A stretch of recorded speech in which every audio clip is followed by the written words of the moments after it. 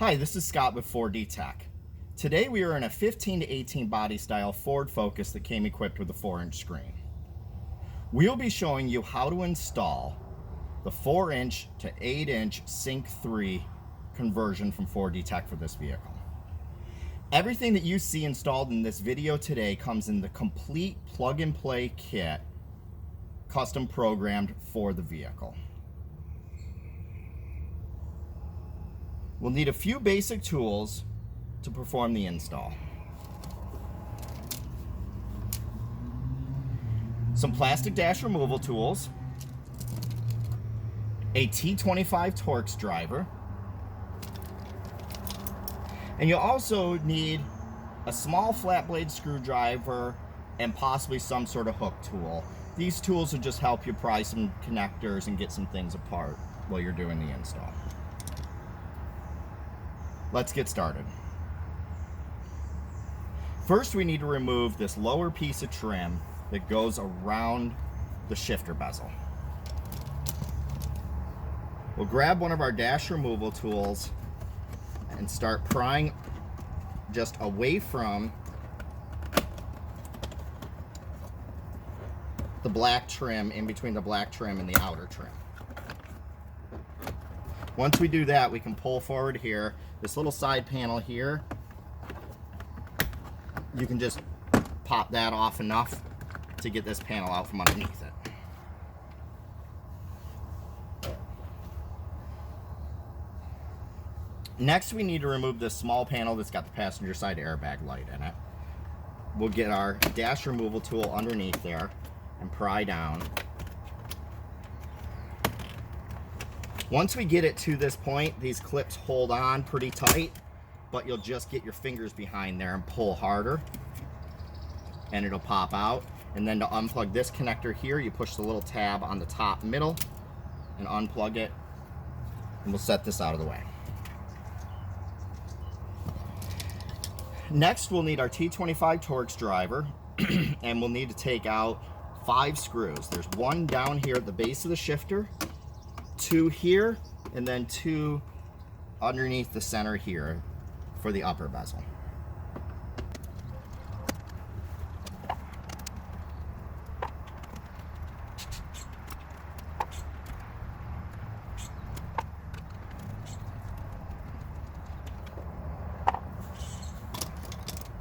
With those screws out, we need to unsnap this panel and get it out of the way.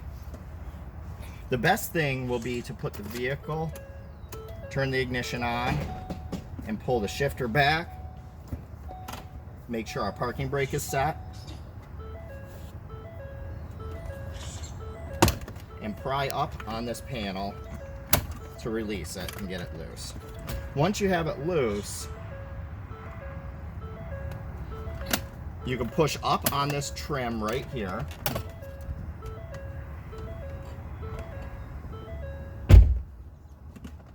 And you'll feed the middle trim down through the outer bezel to pull the outer bezel out.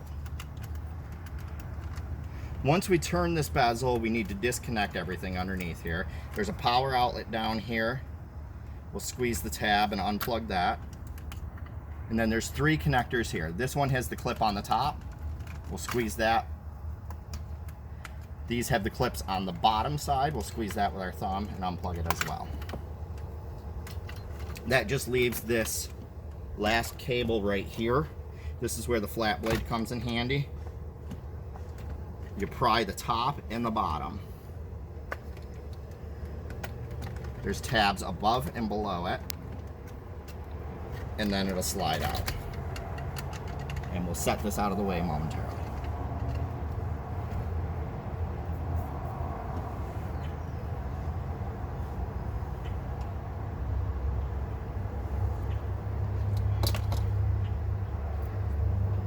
Now this USB cable that we just unplugged from there, we're going to be running a different one during the install, so we'll just tuck that down out of the way so we don't confuse it. We can put it back in the park position.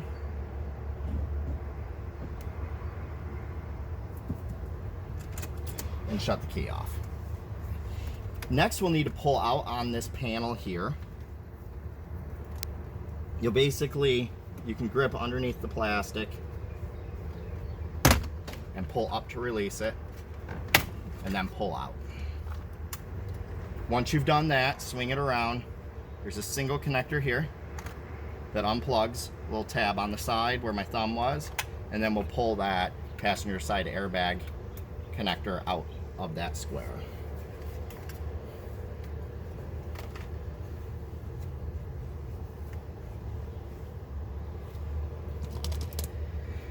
Next, we'll need to remove the screen and radio assembly out of here. We'll be reusing this module here with the CD slot, but we do need to get it out of the way for now. So there's 2 screws here and 4 screws on the screen carriage there.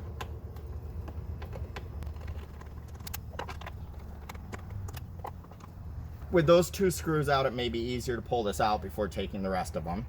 You just give it a tug, swing it out of the way. There's a white clip right there for the antenna connector, and clips on the top of these 2 connectors to unplug them, and we'll set this out of the way.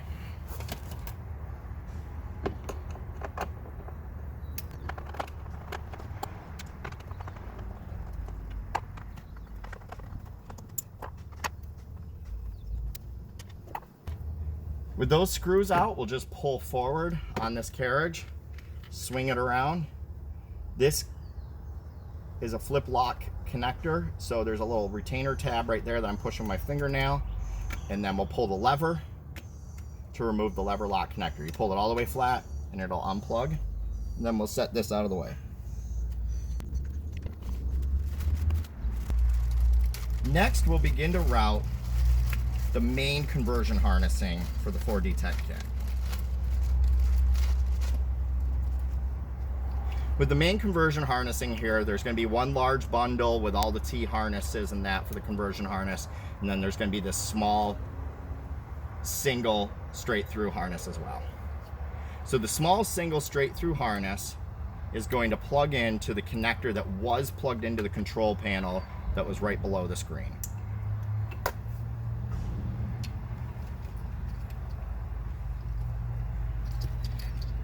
We'll unbundle our main harness.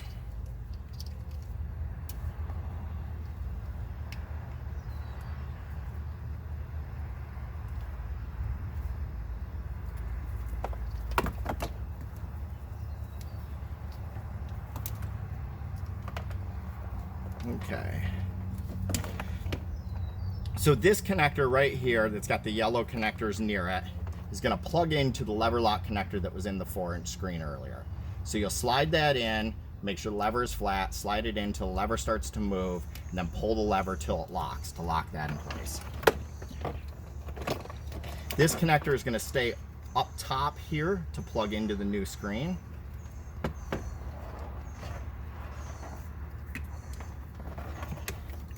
And we will route this long wire with the gray connector is going to end up going all the way back to the hub. As you're doing this, you'll just kind of want to untangle things so that the routing's neater. You'll take this large connector here and the gray connector, and we're just going to pass it down right behind this black plastic down into this next opening here.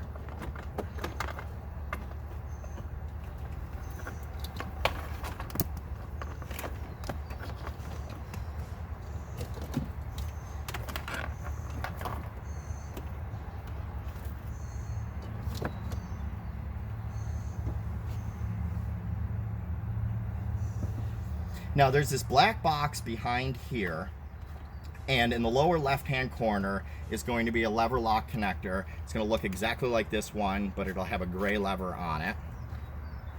And you'll push the tab, and I'll demo on this connector. To run these lever lock connectors, you always push the tab behind the lever to release it, and flat takes the connector out, up top locks it in. So down here, we'll push that little tab in front of the gray lever.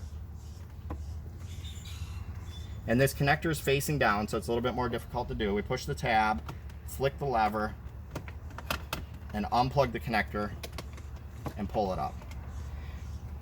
There isn't going to be much slack on it, so we'll just hold on to it with the lever flat. We'll take this large connector here, plug it in, and push the lever back to the lock position. So as you're pushing it in, the lever will start to move, and then you push it all the way to lock position to lock it in.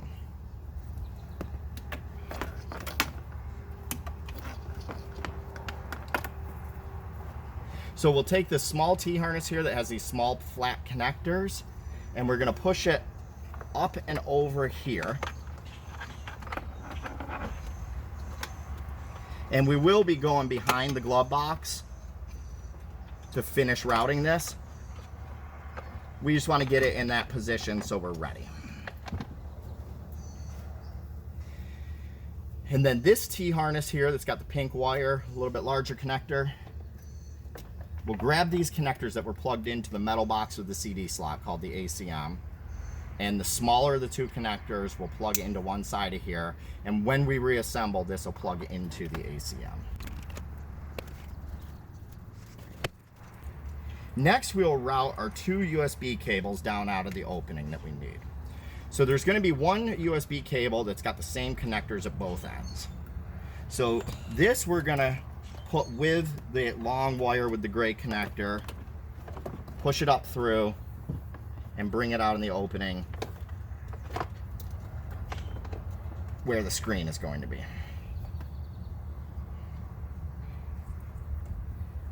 Now this one with the gray connector on it is going to replace the one that was clipped into the dash panel down in this lower corner. So we're going to leave it down in this opening and just put it together with these. So we have 3 cables total that need to get routed to the back of the harness. So what we are going to do for now is down in this lower right hand corner, we're going to just follow this big side panel down, and if you pull out on it a little bit, you can see the floor right through this opening. And we're just going to push these cables down and pull them out the bottom.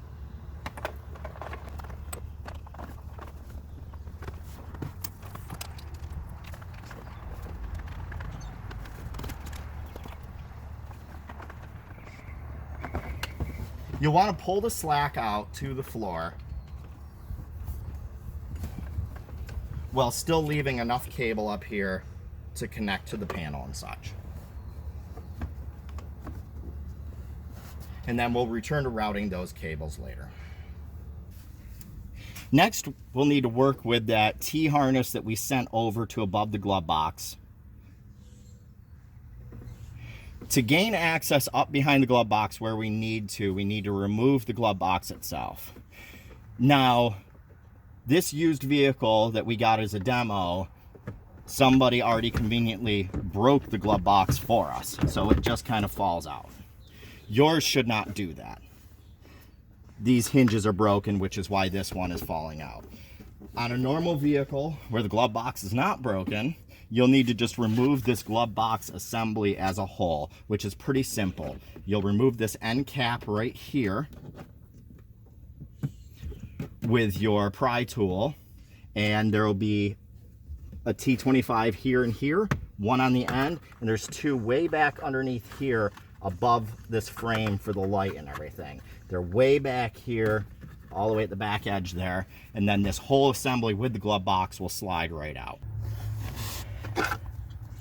All right, so we have this T-harness that we dropped down from behind the screen earlier, down behind the glove box. If you look up in this opening right here, there's a metal plate with a white sticker on the back of it.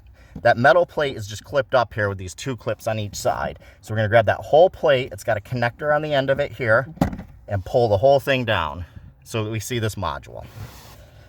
We're going to unplug this module. There's a little clip on the end of the connector right here that we use our nail, and then we can unplug it.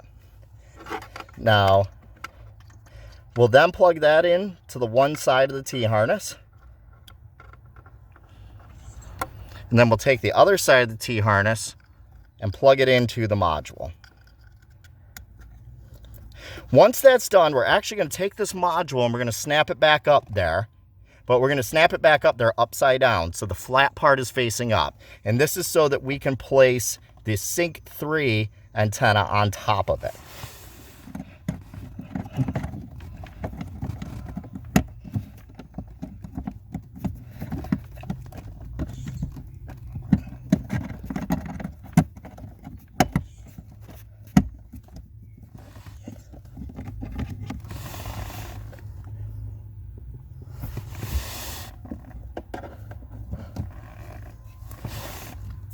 So once that's back in place, we're going to open up the Sync 3 antenna that came with the kit. Now this antenna needs to be installed with both Sync 3 systems, whether or not you purchased it with nav.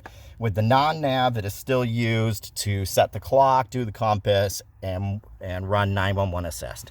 So we'll take this antenna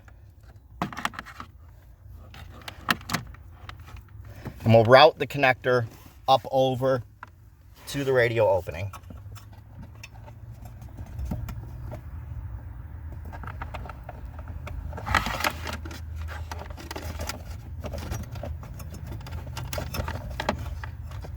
And you'll just push that back up through where you dropped the other one down. And then we'll take the antenna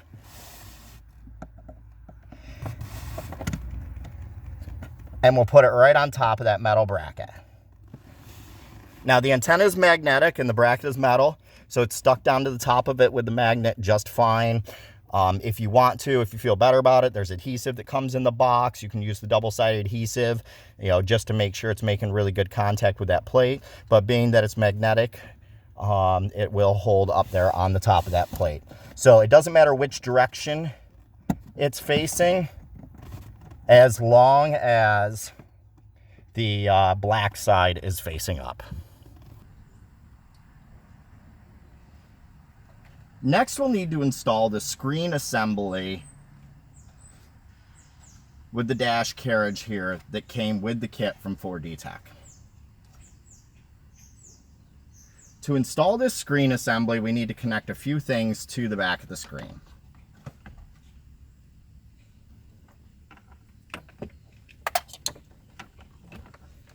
We need to connect this main 54-pin harness here, which, as I said earlier, to release the lock, you push this little tab in front of the lock and flip it down. So if that's up in the lock position, you'll want it in the horizontal position before you try and plug it in. Plug it into the connector, push until the lever starts to move, and then use the lever to draw the connector in. We have our Sync 3 antenna that we installed earlier.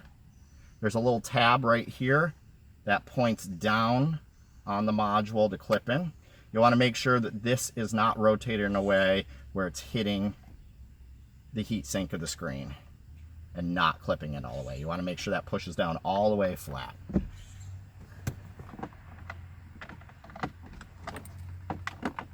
And then the last thing we need to plug into the screen is the USB cable that we routed down below earlier. And you'll plug that into the black connector on the module.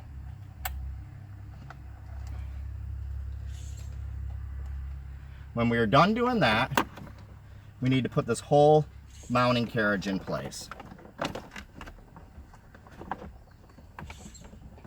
So the bottom sides here have these little round knobs, and they'll float in these areas right here. And then we'll push it in, and you'll see these tabs align up here, here, and here. And then if you push in, it'll clip in. Now, the kit may or may not ship to you with the screen already mounted into this plastic carriage. If those are two separate pieces, the screws will be included, and you'll want to mount the screen to that carriage before installing it. So we'll use the 4 screws that we took out from the old screen mount to mount this into the new openings.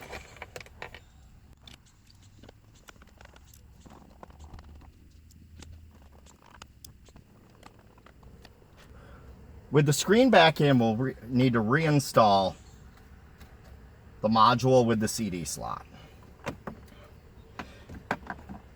Now this is where wire routing becomes key. So this connector here that came off of our new T-harness needs to hang out in between these 2 nubs here.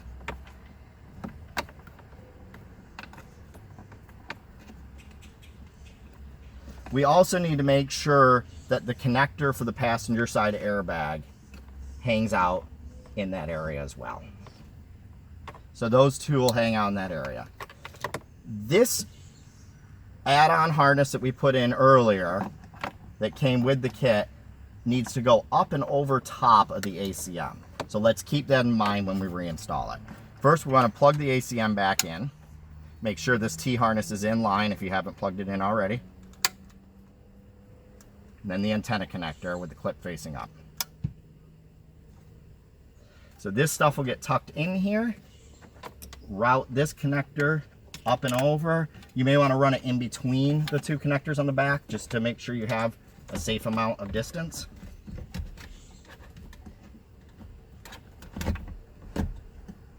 And then push this in. So as we see, we have this flat connector from the harness routed above the ACM, this one for the passenger side airbag light, and this square connector below the ACM, both centered. Very important for that routing to be correct. Now we'll replace these two screws here.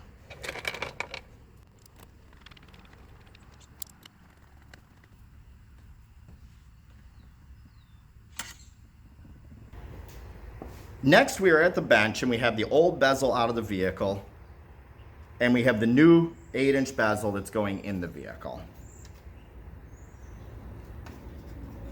We need to move over these vent pieces from the old bezel to the new bezel. And it can be a bit of a tedious task, and that's why we're doing it at the bench, but we're going to show you how here.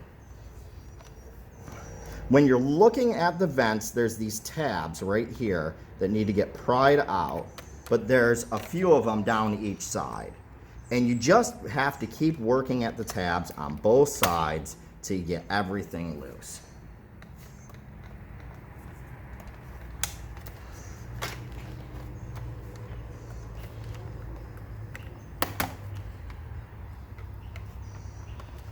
And you'll just have to keep moving back and forth. You might need multiple tools at once or whatever. I use the small flat blade.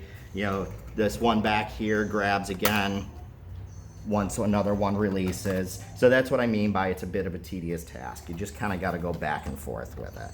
So these are the tabs I'm talking about on each side. And then the whole thing slides out, and then we come over to here and get it all aligned in the new bezel and snap it in.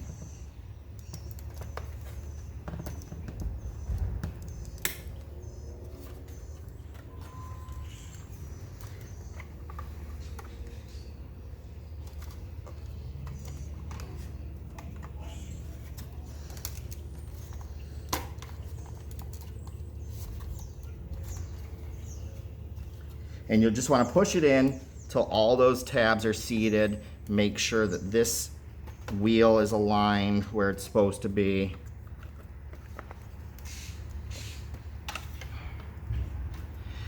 And then you'll want to do the same thing with the other side and move that over as well.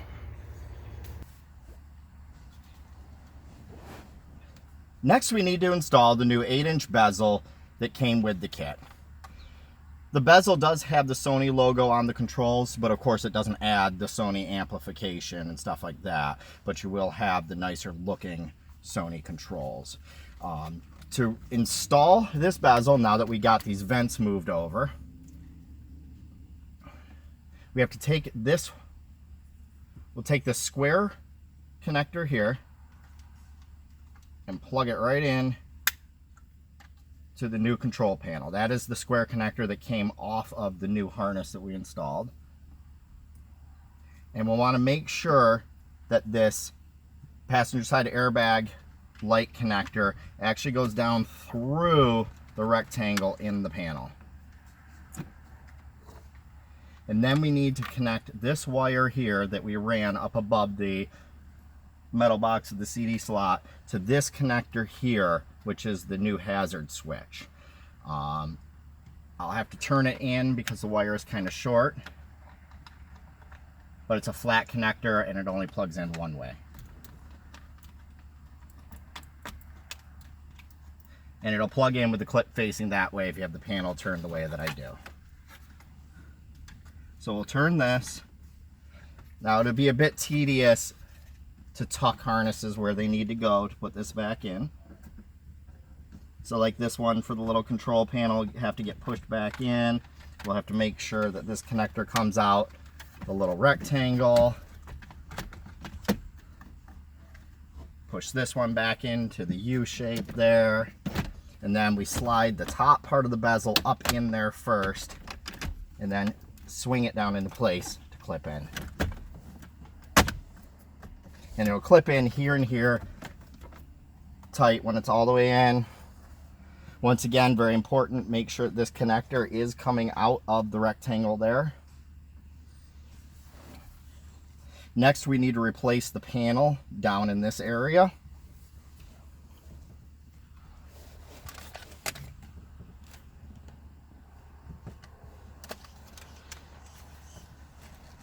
This will need to get the shifter momentarily pushed back.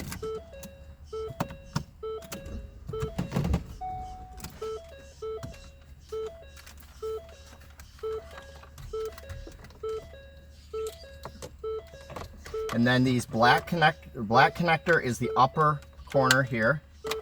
Clips facing down, blue connector just below it. This large connector here plugs in right there. Pro tip, if you close the driver's door, it won't beep at you while the shifter's in gear. So this new USB cable that we ran, make sure it's the new USB cable, not the old one that was in here, or else it won't do anything. It's going to slide right in this slot right here where the old one came out. It is keyed, so you can only kind of put it in one way. And then this gray connector plugs into the power outlet down here.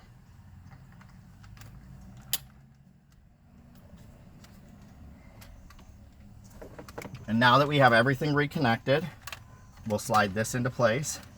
Once again, this connector is the pain, because you'll end up sliding this in, not paying attention to it, and end up with it wedged behind this panel. So you want to make sure it's above that panel. Pull that piece through. Then snap this in place. Put the shifter trim back in. Next, we'll need to replace the 5 screws we took out earlier. So there's the 2 outer ones, the 2 inner ones, and the one back here.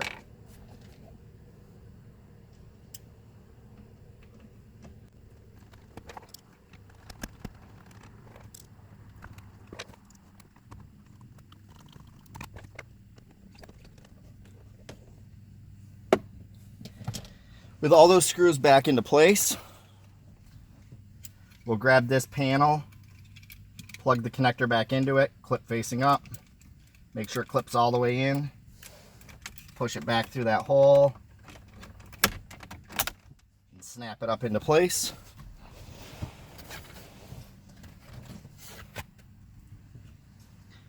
And then we need to replace this trim around here. So these have 2 little hooks right here that hook under here. So the panel will not go back in correctly if you don't start here and push those in first and then work our way around. Everything kind of pushes forward to clip in. And then we'll clip that back in. And now that part of the dash is reassembled. Next, we need to replace this USB and audio panel with the Sync 3 hub.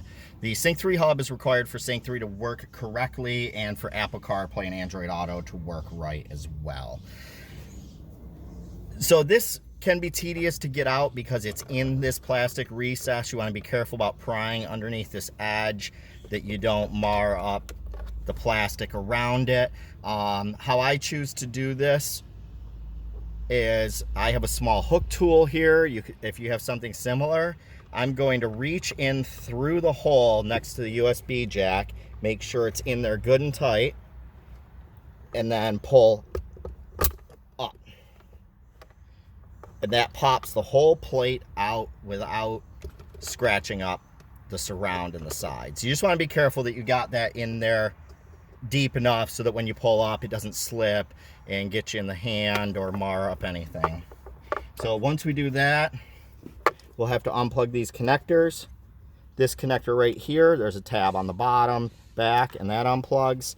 The USB connector, just like the front dash, you need to pry up on both sides of the flat part of the USB connector. I'm going to use the tension of the cable to help me, so while I'm pulling out, I'm going to pry on both sides.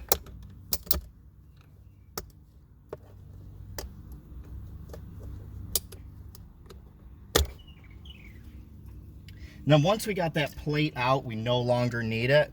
These cables are not going to get reused. The three that we dropped down earlier, the USB down, the loop back, and the power, we're going to run those along beside the plastic console where it meets the carpeted floor to the back. Those will get tucked underneath the console there in the end.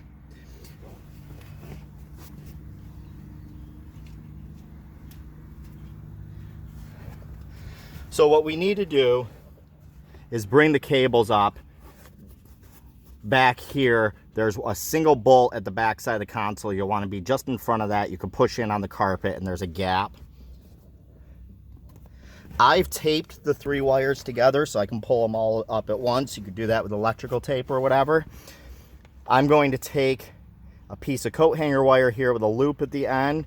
That's going to be the simplest way. You can also work at it and just push the cables up through those holes and grab them through this hole. So I'm going to push that down through so it hits my finger down here.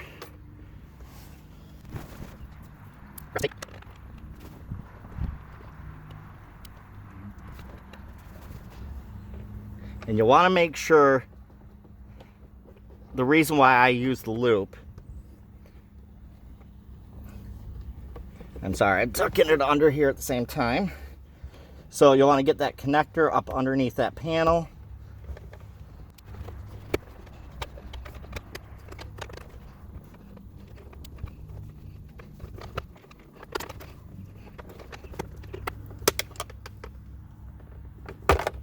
There we go. And it just takes a little bit of time and finesse. I use the hook on this piece of coat hanger wire to just pull the connector up through. You don't want to tug too hard. You don't want to damage the connector. Just work its way up through.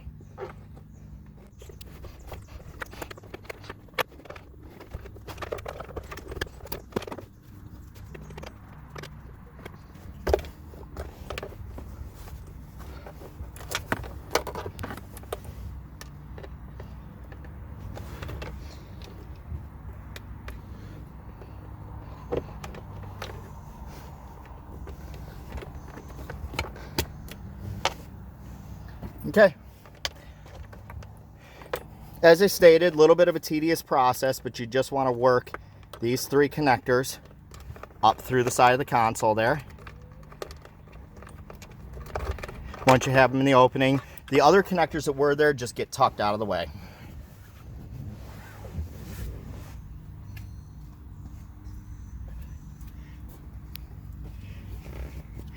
And the last thing we need to do is take this hub. This is the Sync 3 hub from the 4D Tech kit, and we got to plug the connectors into it.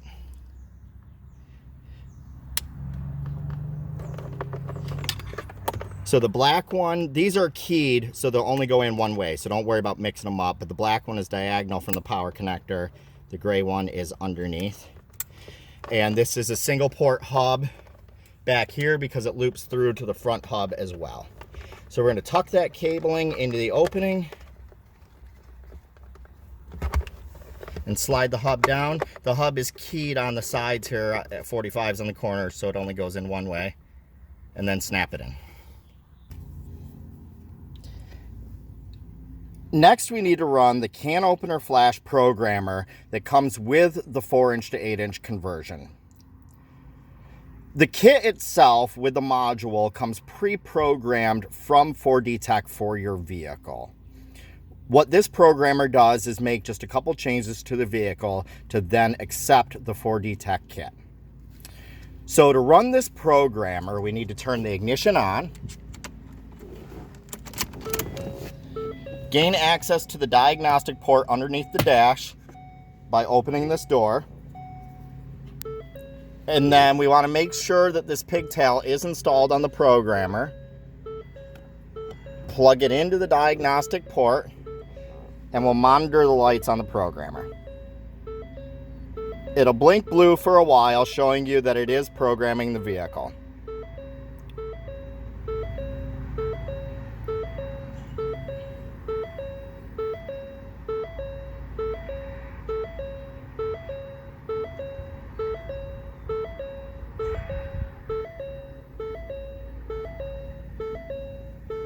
Once the programmer turns green, the programming is complete. You'll disconnect the programmer and set it aside as it'll no longer be needed in the vehicle. Now that we have the new Sync 3 system installed, we'll fire it up for the first time.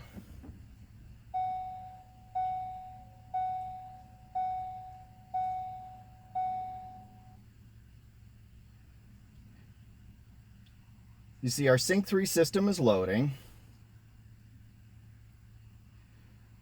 Now on this vehicle, we chose to install the navigation version of the upgrade. You can get this in non-nav or nav. With the non-nav, you can still use Apple CarPlay and Android Auto and do your mapping through those apps on the non-nav version and on the nav version. The nav version just adds the factory mapping as well. You can see here that we have the full navigation mapping, phone controls. The system also retains your original features like your backup camera if the vehicle was equipped, including the active guidelines if you have them that move with the wheel, the zoom. As well, if we turn on the audio system, the volume, track, and everything functions on the steering wheel as normal. So you retain all your controls and your backup camera. Plus you have your exterior temp, time, and that as well. So now you see how simple it is to install the 4-inch to 8-inch Sync 3 conversion from 4D Tech in this vehicle. I'm Scott. Thank you for checking out our video.